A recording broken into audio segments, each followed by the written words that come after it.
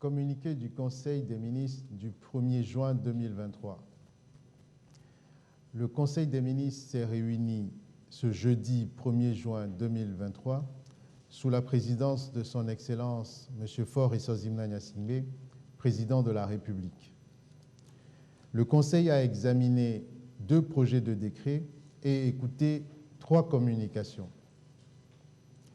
Au titre des projets de décret, le Conseil a examiné 2 projets de décret fixant les modalités d'exercice des compétences partagées entre l'État et les communes dans les domaines de la santé et de l'hygiène publique, puis de l'éducation et de la formation professionnelle.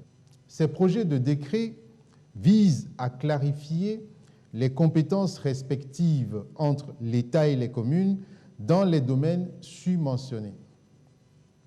En effet, leur introduction intervient dans un contexte marqué par la volonté du gouvernement de responsabiliser progressivement les collectivités territoriales dans l'exercice de leurs compétences dévolues par les textes en vigueur, avec le souci majeur d'en faire des acteurs clés du développement.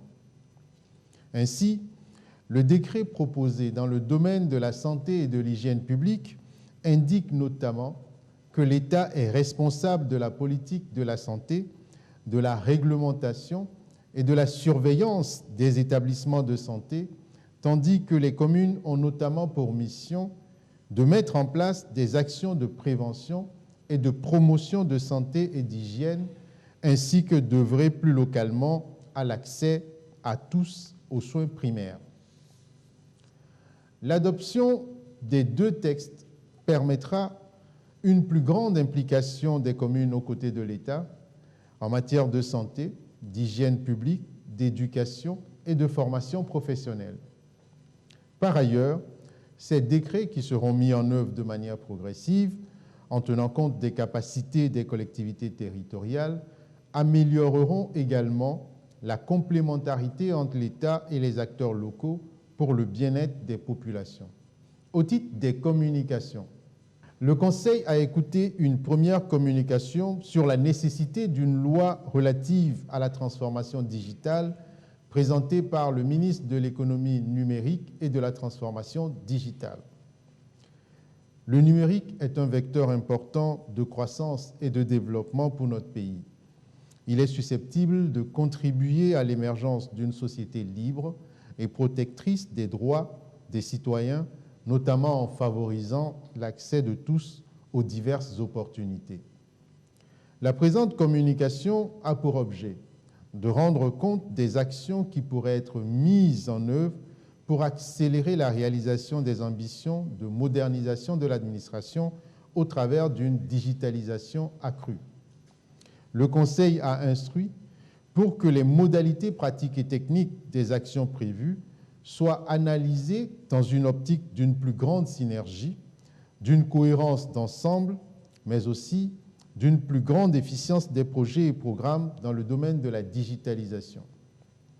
Le Conseil a ensuite écouté une communication relative à la demande d'accompagnement pour l'insertion professionnelle des personnes en situation de handicap, présentée par le ministre de l'Action sociale, de la promotion de la femme et de l'alphabétisation. Depuis quelques années, notre pays entreprend des actions ciblées visant à accompagner les personnes en situation de handicap dans leur cursus scolaire et de formation, ainsi que dans leur accès au travail et à l'emploi. Dans le souci d'améliorer la situation des diplômés vivant avec un handicap sans emploi, toutes catégories comprises, il s'avère indispensable que des actions puissent être poursuivies afin de leur permettre de vivre dans la dignité et dans le respect des droits humains. Cette communication a ainsi permis de présenter la situation de ses concitoyens tout en proposant des pistes pour améliorer leur insertion professionnelle. Ceci conformément à la vision d'une inclusion totale de l'ensemble des Togolais.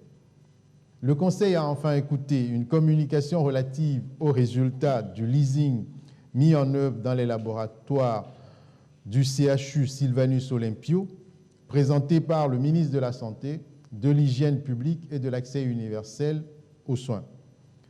Sur la base de l'évaluation quantifiée des besoins en équipement du laboratoire du CHU Sylvanus Olympio, notre pays a fait recours au leasing reposant sur un contrat par lequel un fournisseur met à disposition des équipements dont il assure le fonctionnement et la maintenance, tout frais payés par lui. Les avantages tirés par le CHU-SO de cette approche depuis sa mise en œuvre en 2020 sont notamment l'élargissement de la gamme des prestations, soit 134 types d'analyses aujourd'hui contre 44 au départ, ainsi que la satisfaction des patients à 79% en décembre 2022 contre 56% en décembre 2019.